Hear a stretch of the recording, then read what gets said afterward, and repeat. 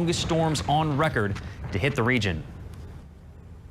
Joining us now is Chloe Demrovsky. She's the president and CEO of Disaster Recovery Institute International, the nonprofit that helps organizations prepare for and recover from disasters. Chloe, thank you so much for your time today. It has been a relatively quiet hurricane season, that is up until last week. We saw what Fiona did in Puerto Rico, cutting power to the entire island. Access to power and clean water right now is still scarce, nearly a week later. Many are pointing to infrastructure not being adequate enough in Puerto Rico. So how prepared is the U.S. mainland from an infrastructure standpoint to handle a major hurricane?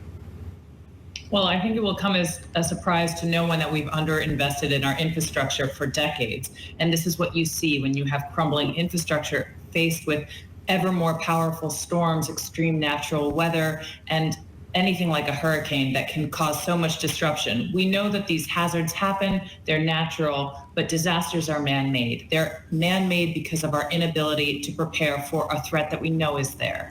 And we know a lack of preparation can have lasting economic and social impacts on communities, especially communities of color. When it comes to new storm mitigation, what's being done to better protect people and property? Well, you're certainly right, and you hit that very correctly, which is that it's not the kind of thing that we budget for. It's not the kind of thing we plan for. Humans are predisposed to think, oh, it's not going to happen to me. I'll deal with it later. I'll prepare for it later. So it's something you want to think about, especially if you're in the path of something like a hurricane, you live in an earthquake zone, you're prone to wildfires. You need to have a little bit of a budget on the side for something like this, if it is at all possible. Have a little stock of food, have some little extra water, have some cash. Keep your fuel tank a little extra full during hurricane season. These are things that individuals can do to prepare. That's on a personal level.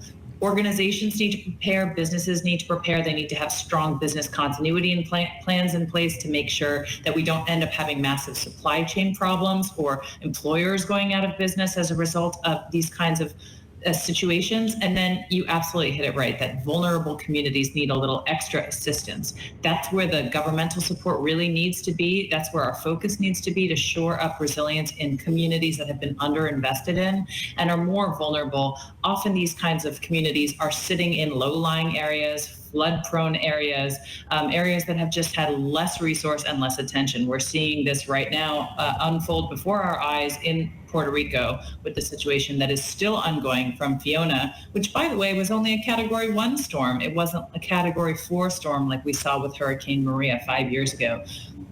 And despite billions of dollars being released in funding after Hurricane Maria, just about 19% of that money has even been spent. That's not even accounting for what that money has been spent on. So there are governance challenges, corruption challenges, supply chain issues, and yes, the hazard is natural, but there are all kinds of man-made issues that make the situation ever more complicated. That is a lot of leftover unused funding.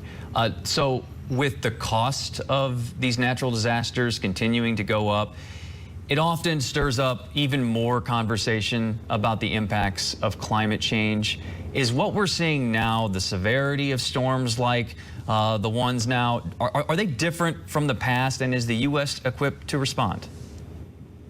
So what we're seeing with climate change is that the ocean water is warmer, so that's creating storms that are getting larger, and they're moving further north at that kind of tropical storm level. And then also because of warmer air, that makes the rainfall, the storm can sometimes hover over land rather than breaking. And so we're seeing, large amounts of rainfall that can even go further inland, water where it isn't supposed to be. So you might think that you don't live in a floodplain because you're not on the ocean, you're not on the beach, or you're not next to a river. But, if there's a torrential downpour in your area, you can still have flash flooding if you don't have proper infrastructure in place, with sewer systems in cities, for example, those can get backed up. And then we've complicated the problem with the way that we've thought about and conceived of infrastructure for so long, paving large swaths of land. And, that pavement just acts like a sink when we have something like a hurricane or a large amount of precipitation that falls. So that's why in this time, when we think about resilience measures and dealing with climate change moving forward, we also need to think about, some rebuilding some of those natural resources, some of the green infrastructure, not, getting rid of all of the swampland and the mangroves, for example. These are really important for collecting storm surge. Things like reviving the oyster population in the New York Harbor where I am becomes really important because oysters actually absorb storm surge. So these might not look like something like a flood wall, the kind of thing you might think of as protecting us against a hurricane, but nature has been dealing with this for millennia, and mimicking the natural processes can be a really extraordinary tool for us in this fight. Chloe Demrovsky, President and CEO of Disaster Recovery Institute International. We appreciate you coming on. My pleasure.